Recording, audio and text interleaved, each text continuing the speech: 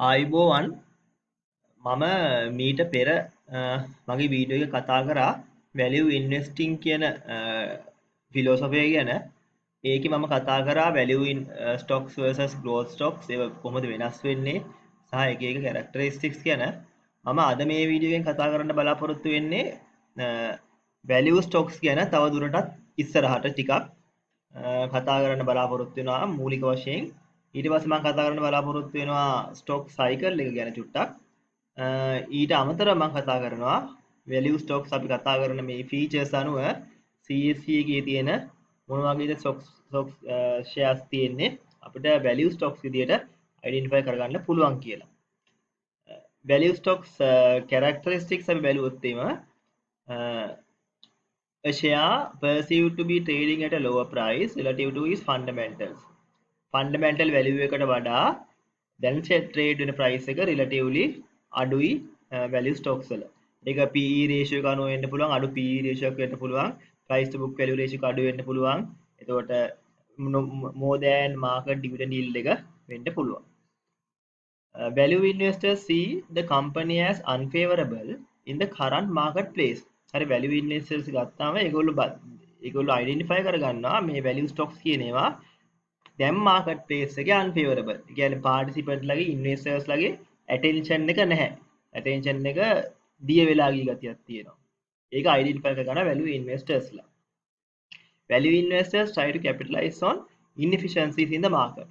හරි? Since current price not matching with underlying performances. එතකොට දැන් මාකට් එකේ ඇටෙන්ෂන් එක නෑනේ මේ වැලියු ස්ටොක්ස් වලට.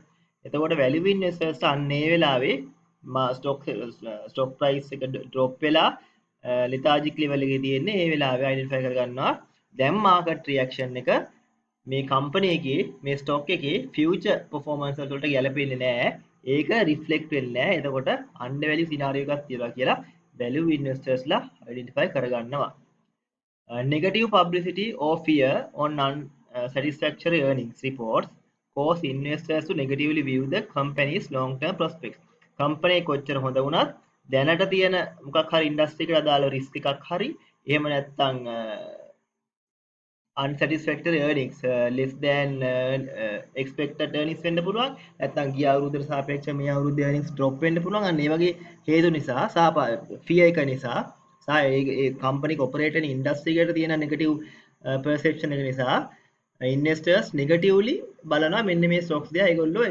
එච්චර ගණන් ගන්න නැහැ ඒ ස්ටොක්ස් ඉන්වෙස්ට් කරන්න බයයි ඒගොල්ලෝ හරි ඊට පස්සේ value stocks most likely find from mature companies with a stable dividend issuance that is temporarily experiencing adverse events.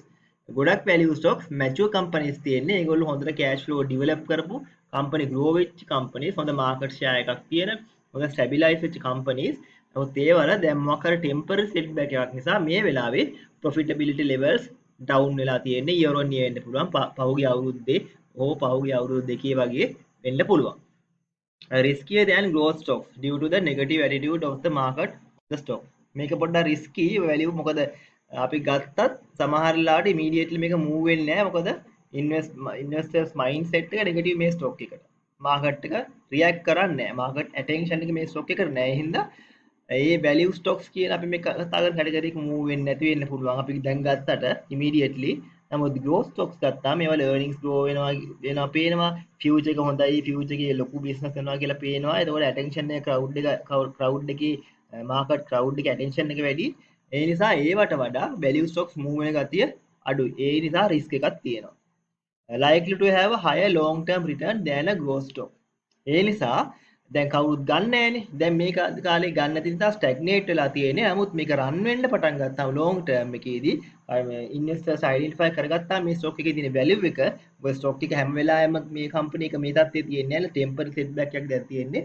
තව අවුරුද්දකින් දෙකකින් මේක ආපහු ප්‍රොෆිට් තත්ත්වයට හොඳටපත් වෙලා ග්‍රෝ වෙන්න පටන් ගන්නවා එතකොට මේවා අර කම්පවුන්ඩ් growth එකකින් මේ ස්ටොක්ස් ග්‍රෝ වෙන්න පටන් ගන්නවා ඒක long term ගත්තාම long term එකේදී අර මේ bottom line එකේ ඉන්වෙස්ට් කරන value investors ලට වැඩිපුර return එකක් ගන්න පුළුවන් දැනට trade වෙන growth stocks වලට වඩා. ඒක තව characteristic එකක් මෙන්න මේ stock එකේ.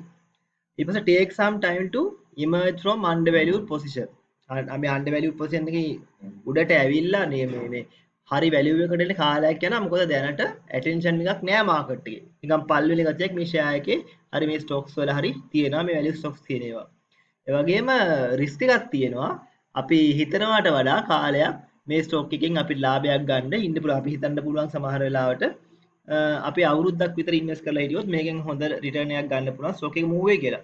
සමහර වෙලාවලට මාකට් ඇටෙන්ෂන් එක මේ ස්ටොක් එකට අවුරුද්දකින් ආවේ නැත්නම් අපිට අවුරුදු දෙකක් වෙන්න පුළුවන් අවුරුදු 3ක් වෙන්න පුළුවන් බලාගෙන ඉන්න වෙන්න පුළුවන්. මේක තමයි වැලියු ස්ටොක්ස් වල තියෙන රිස්ක් එක. අපි හිතන කාලයට වඩා කාලයක් රිටර්න් එකට යන්න පුළුවන්. මෙන්න මේ ස්ටොක් ලයිෆ් සයිකල් එක චුට්ටක් බලන්න ඕගොල්ලෝ. මේක තමයි සාමාන්‍යයෙන් ස්ටොක් ලයිෆ් හොඳ ස්ටොක් එක සාමාන්‍ය පැටර්න් එක. මේකේදී ඕනම ස්ටොක් එකක් growth එකට පස්සේ top එකට එනවා. top එකට එනාට පස්සේ පොඩි විචල්‍යතාවයන් තියෙනවා. ඊට පස්සේ ඩික්ලයින් වෙන්න පටන් ගන්නවා. මොකක් හරි ප්‍රොෆිට්ස් අඩු වෙලා වෙන්න පුළුවන්. මාකට් රිස්ක් ෆැක්ටර්ස් වැඩි වෙලා වෙන්න පුළුවන්. නැත්නම් ඉන්ඩස්ට්‍රි නෙගටිව් අවුට්ලුක් එකක් නිසා වෙන්න පුළුවන්. ඩික්ලයින් වෙන්න පටන් ගන්නවා. ඩික්ලයින් වෙන්න පටන් ගත්තොත් ෂෙයා ප්‍රයිස් එක ඩ්‍රොප් වෙනවා. ප්‍රයිස් earnings ratio එක ඩ්‍රොප් වෙනවා. ඒතකොට කම්පැනි එකේ net asset value එක අඩු වෙන්නේ නැහැ. net asset value එක කියන්නේ absolute value එකක් මම කතා කරලා තියෙනවා. ඒක වෙනස් වෙන්නේ නැහැ. ඉතින් net asset value එකට සාපේක්ෂව share price එක එන්න drop වෙද්දී price to book value එක drop වෙලා යනවා. හරිද? ඒතකොට first base එකටම ආපහු එනවා. පටන් ගත්ත තැනටම ඔන්න ඒක ආපහු long term ටිකක් කාලයක් යනකොටපත් වෙනවා. මේ level එකේ සෑහෙන කාලයක් මේ value stock කියන එක මේ stagnate වෙවි තියෙනවා.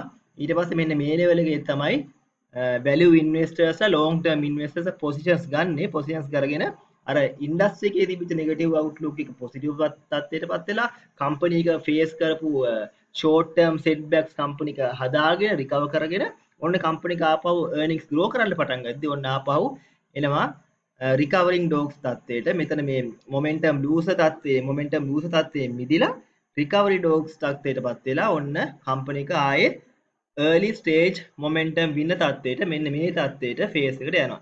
එතකොට මේ value investors ලා කරන්නේ මෙන්න මේ level එකේදී stocks identify කරගෙන pick කරලා invest කරලා කාලයක් බලන් ඉන්නවා. ඊට පස්සේ ඒගොල්ලෝ මෙන්න මේ හරියේදී ඊට පස්සේ අර maximum එක long term එකේදී ලොකු gain එකක් එක්ක මෙන්න මේ වෙලාවේදී ඒගොල්ලෝ sell කරලා මේ වෙලාවේදී ඒගොල්ලෝ sell කරලා maximum profit එක ලබනවා. ඒක තමයි මම කලින් මගේ point එකක කිව්වේ value stocks වල long term එකේදී higher return එකක් ගන්න පුළුවන්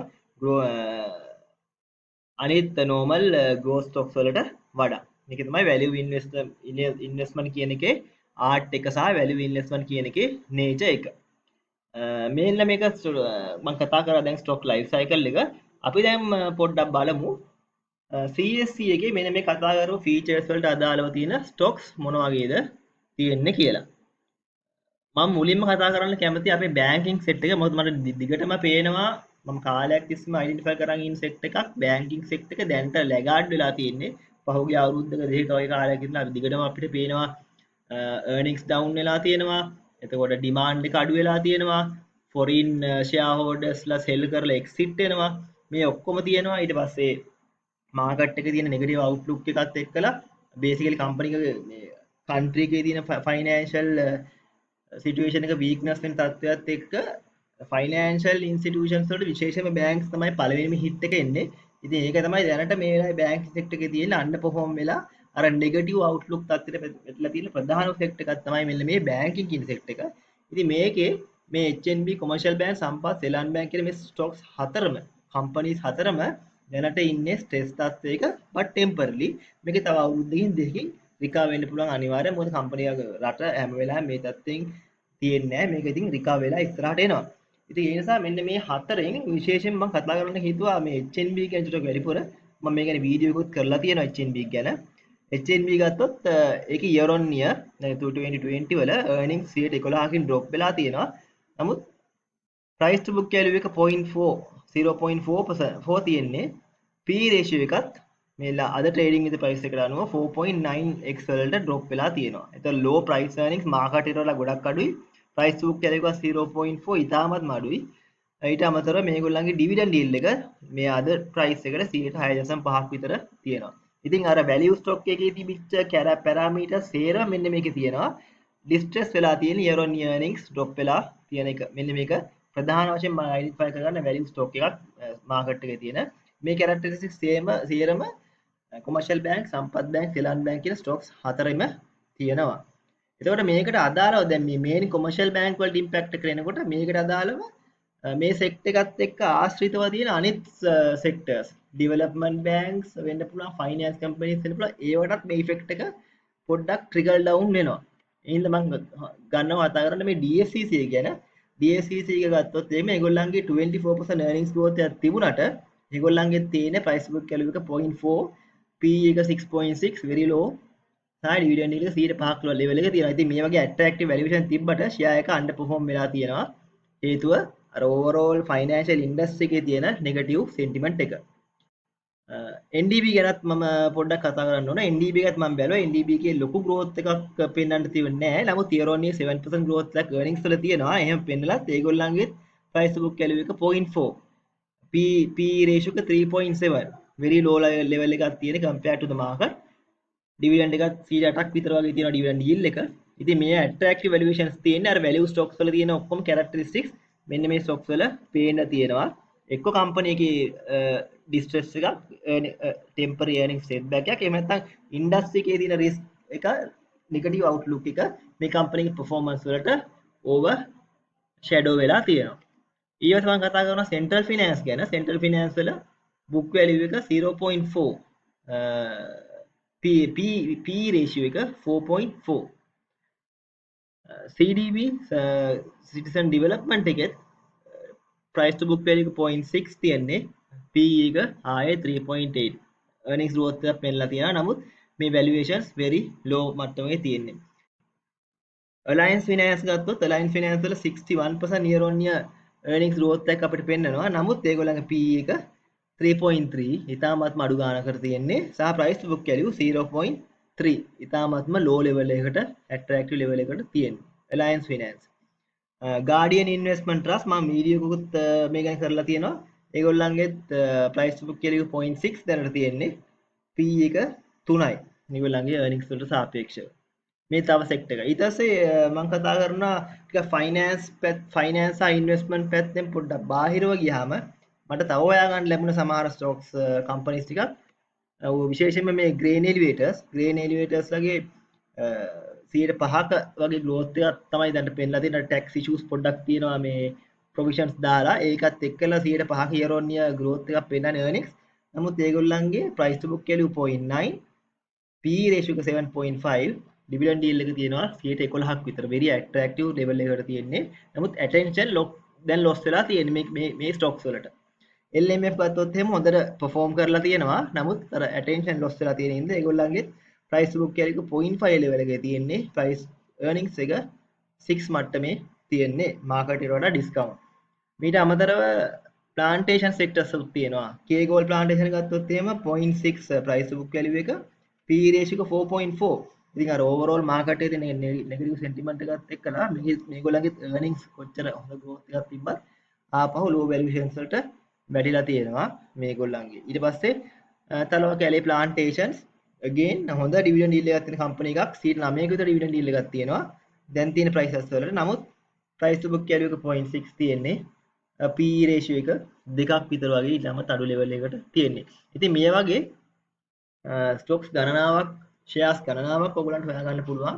මෙන්න මේ value stocks කියන කැටගරි එකට වැටෙන මේ ඩෙෆිනිෂන් එකට හරියටම ෆිට වෙන CSC එකේ.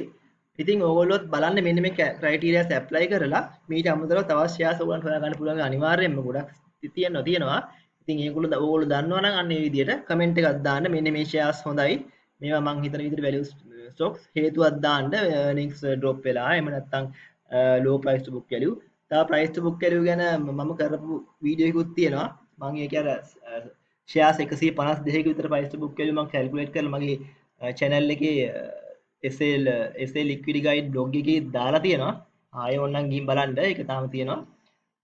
channel views උත් තියෙන එකට. ඉතින් ඒ වගේ දැනුවත් වෙන්න ඕගොල්ලෝ. basically ඉතින් මේ value investing පැත්ත ගැන ගොඩක් වැදගත් මේ වෙලාවේ. මොකද market එක peak එකට ගිහිල්ලා දැන් consolidate වෙන වෙලාවේ අර value stocks වලට value investors ලා පොඩ attract එනවා. මොකද මේ හැම එකක්ම stock sell වෙනකොට මේක ගණ්ඩත් මිලදී ගණ්ඩත් බයස්ලා ඉන්නවනේ. ඉතින් ගොඩක්ම මේ level එකේ මේ stocks buy කරන්නේ අපේ value investors. හරි එහෙනම් බොහොම ස්තුතියි.